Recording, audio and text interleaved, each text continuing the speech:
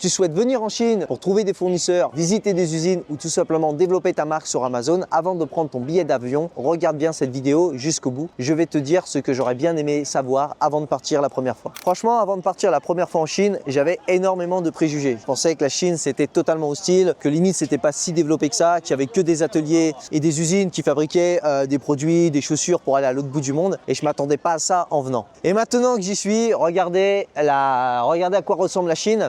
Voilà, je veux pas faire du French bashing, mais vous voyez, c'est quand même beaucoup plus beau que la Tour Eiffel qui est éclairée tous les 4 matins. Vous avez un petit drone en haut, on peut faire coucou, vous voyez.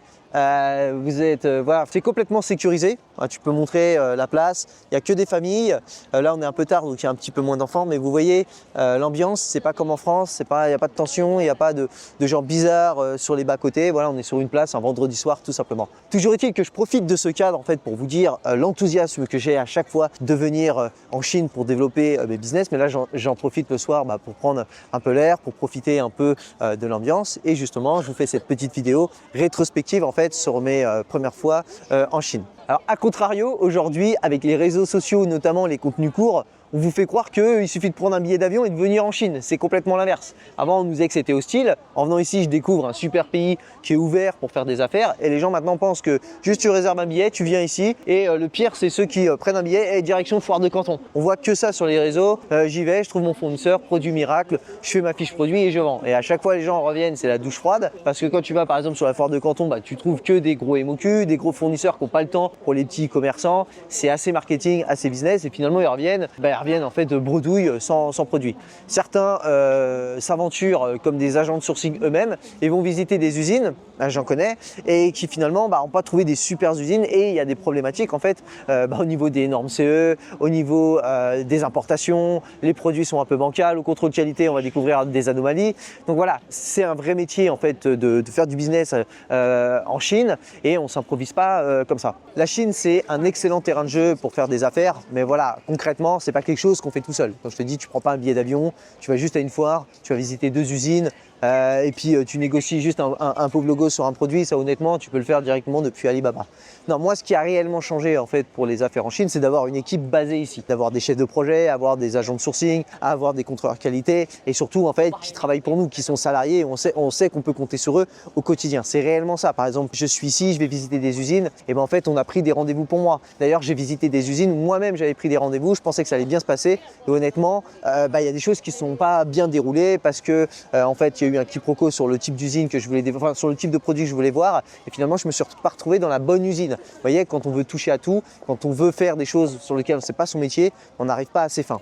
Toujours est-il que ici j'ai une équipe qui me permet en fait parce que tout ce que je vous ai filmé en fait lors de ce voyage, tout ce que je vais vous montrer de réel, de concret, tout ça, ça a été organisé. On est plusieurs à avoir participé aux visites d'usines, aux partenariats, signature des contrats d'exclusivité, les recrutements des agents de sourcing, recrutement des contrôleurs qualité, les chefs projet. Je ne suis pas tout seul derrière ça, il y a une équipe en fait. Même quand je fais ces vidéos pour étayer la chaîne de tous ces témoignages, notre monteur vidéo et cadreur Quentin qui est derrière cette caméra, moi je suis pas tout seul. Le dernier voyage que j'ai fait, j'ai filmé avec mon collègue, et forcément on peut pas être au four au moulin, on peut pas s'aventurer cadreur, monteur vidéo, etc.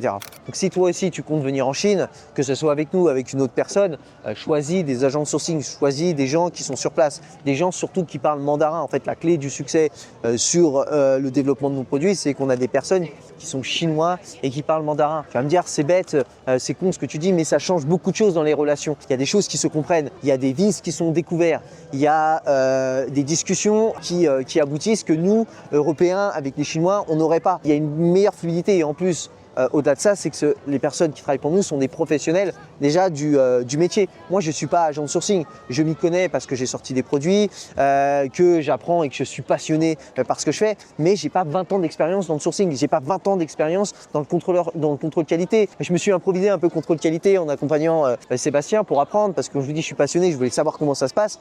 Et il découvre des choses, il regarde, en plus il a une super vue, il va voir des petits détails que moi jamais j'aurais vu. Et ce que je veux dire par là, c'est qu'il faut prendre des gens du métier, français et des gens qui parlent mandarin. Ça, c'est la clé du succès. L'anglais, ça permet de tapisser en fait en surface. Et si vous voulez aller en profondeur, si vous voulez développer des produits, si vous voulez faire des grosses différenciations, des moules, etc., va pouvoir des équipes sur place avec qui vous pourrez construire une relation solide. Voilà, la morale de l'histoire, c'est de te dire ne viens pas les mains dans les poches si tu viens en Chine. Si tu souhaites venir en Chine pour construire un business solide, n'hésite pas en fait à prendre contact avec nous. Moi, je suis passionné, je suis ici, regarde cette magnifique vue. Moi, je profite en fait de ce cadre. C'est ça qui me donne envie en fait de te faire ce témoignage et cette vidéo. J'avais pas envie de te la faire derrière un bureau. Je veux te montrer que je suis sur place et que après le travail, je profite aussi de cela et je tourne quelques vidéos justement pour animer la chaîne et promouvoir en fait notre super beau produit qui est le Amazon Lab. Donc, si tu as aimé cette vidéo, n'hésite pas à liker, à t'abonner. Si tu souhaites être accompagné en Chine, tu as un formulaire sous la vidéo. Je te dis ciao, à la prochaine vidéo.